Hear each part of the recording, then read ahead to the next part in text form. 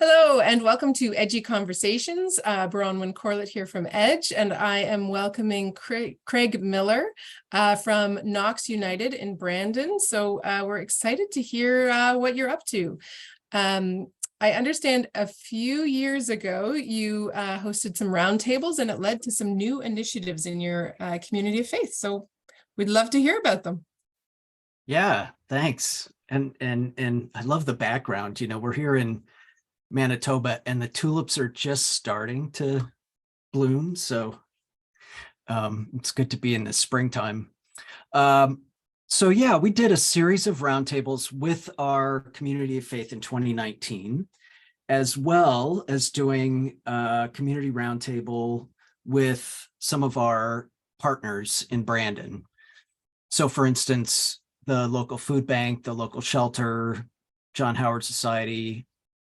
We had about 20 different organizations that gave us some input in addition to what we received from the congregation. So believe it or not, we started the strategic planning process during COVID because we thought, okay, we've got all this information and we need to keep moving. So out of that, we developed kind of 5 critical areas: community engagement, truth and reconciliation, faith formation, particularly with children and youth, eco-justice, and financial sustainability.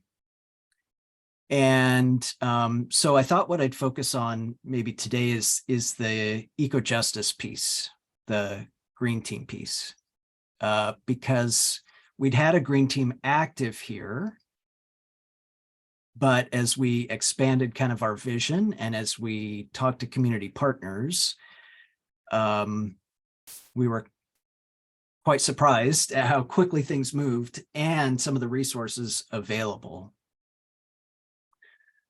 So as a result of the community roundtable that we did and some of the input that we got there, we reached out to the Manitoba Climate Action Team, which is a new kind of a new working group in Manitoba. Just they've kind of come together in the last couple of years to produce a plan for the province and then to work with community partners. So we got connected with them because of our relationship with Kurt Hull in Winnipeg. And they offered to come out in the spring of 2022, I believe it was, and do an information session with us about Manitoba's climate action plan. And as a result of that, we became one of the 10 communities in Brandon that they're focused on, not in Brandon, in the province, that they're partnering with, 4 settler communities, and I believe it's 6 Indigenous communities. So we were quite pleased to do a workshop with them in the spring. We had probably about 60 participants in person and about 100 folks on the live stream, or that maybe didn't watch the live stream but watched it later. And they introduced the Manitoba plan and then broke us into groups to talk about what we wanted to accomplish in Brandon. So that was kind of step 1, phase 1 of their process. Coming out of that happened really quickly. So we had that meeting and that workshop at the end of April. And as we moved into the summer, there were a couple of key pieces that happened. One was that we were, through the Canada Summer Youth Jobs Program, we were able to hire a student, a Brandon University student, and we did this through the Green Team, look at best practices in 10 similar communities in Canada, similar to Brandon. We have about 50,000 folks here, largely agriculture, some other industry, lots of newcomers. So we hired a student and we received some funding from the both from the climate project and from that program. Then the other piece that happened that summer is that the Manitoba Climate Action Team let us know that they were willing and able to grant us $50,000 to begin a Sustainable Brandon initiative. So that kind of caught us off guard. We weren't quite prepared for that. So members of the group. And Craig, was Yeah. that just the group from the church that was that, or was it a group, a community group? Well, so what happened was that after that session, that workshop with the Manitoba Climate Action Team, we formed a little working group called Sustainable Brandon. Right. That included members of the Green Team and some of we have a Fridays for Future climate strike group that meets outside of Knox the last Friday of the month. We're kind of on the busiest intersection in Brandon.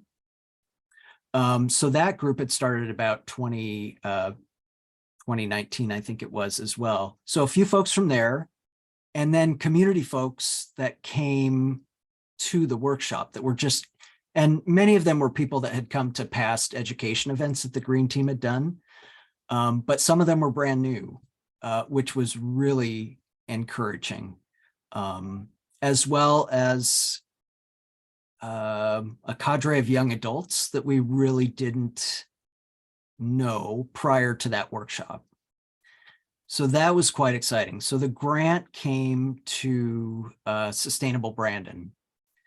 So they quickly worked to, create bylaws and apply for their status as a charitable organization and everything that comes along with being a new community organization. So that was quite exciting. And it happened really quickly. And the great thing is, it was perfect timing because as we came through COVID, the city of Brandon started releasing its climate action plan, along with plans for development that included developing some protected watershed areas. So that conversation is still going on, but the good thing is we already had the contacts to kind of mobilize our neighbors to get them to the city council meetings and to get them to the climate planning meetings. So folks felt, in good shape to be able to provide some kind of an alternative perspective to what we were hearing. The conversation had largely been shaped by the developers in Brandon. And so the group worked on multiple letters to the editor of the local paper, and they appeared at the city council meetings, and that's still kind of in process. But the great thing was that we were able to introduce some of the city councilors to information that they hadn't been provided previously. Most of them did not know kind of the ins and outs of, or even that this watershed area was protected, right? That just hadn't come up. Developer hadn't mentioned it. Yeah. So it sounds like a roundtable conversation, like gradually evolved into quite an impactful project. And I don't know if that happened with other areas and stuff, but what was your biggest learning, I guess, through this whole process, maybe as a community of faith? Well, maybe we could just say, be ready to be surprised. Once you get out of the walls, and Knox has always been committed to community engagement. But I think everything just kind of went up to the next level. We took our next steps because we proactively contacted our many of our partners, and because we had that community roundtable with our partners, and they very quickly said, here's what we need from you. and so that gave us some good energy. We had some areas to focus in. I won't say too much about it, but we had been, it allowed us to kind of strengthen our relationship with the Brandon Urban Aboriginal Peoples Council, which is a working group of the city. And we've worked with them for quite a few years now on community projects.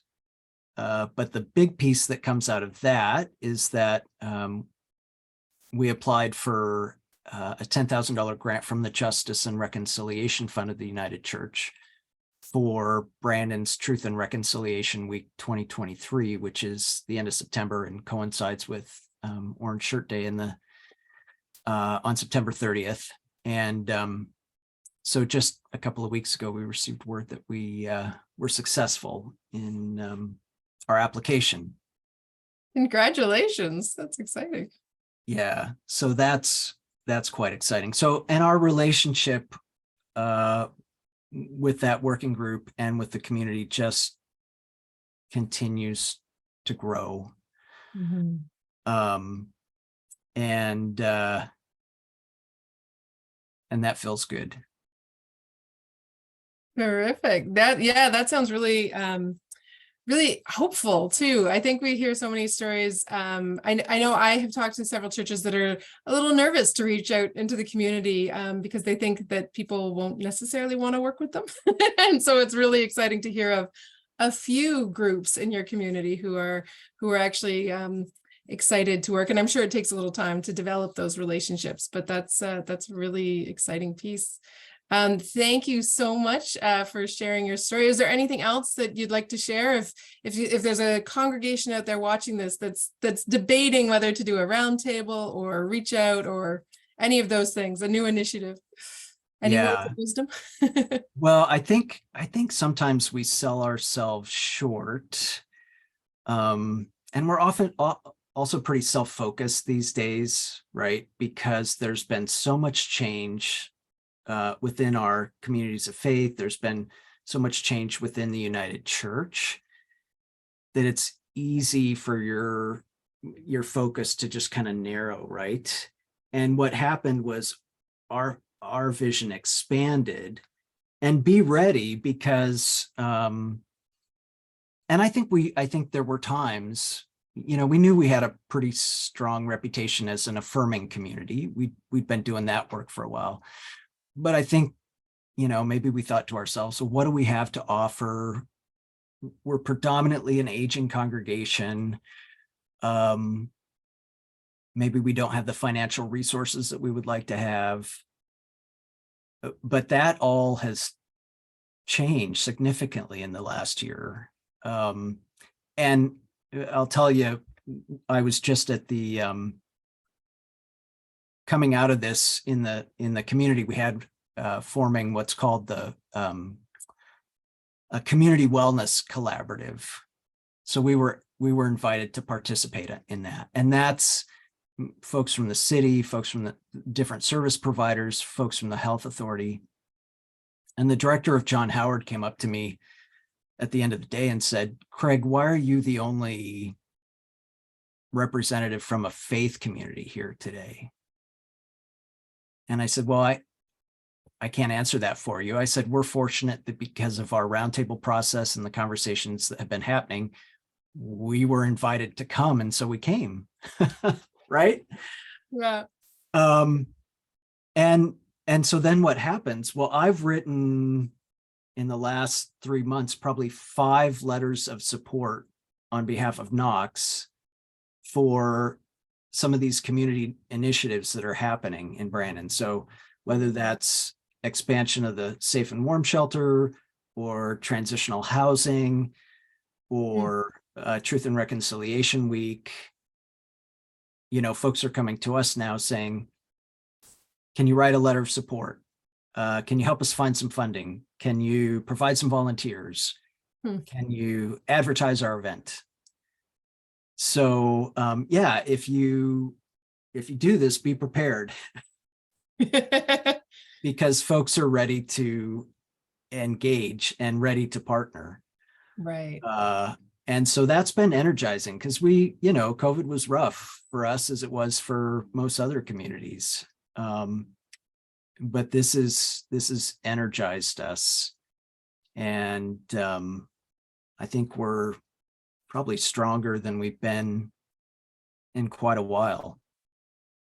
That's so wonderful to hear. And like, I love that the reaching out and the letting go a little bit is actually what has strengthened. So that sounds amazing.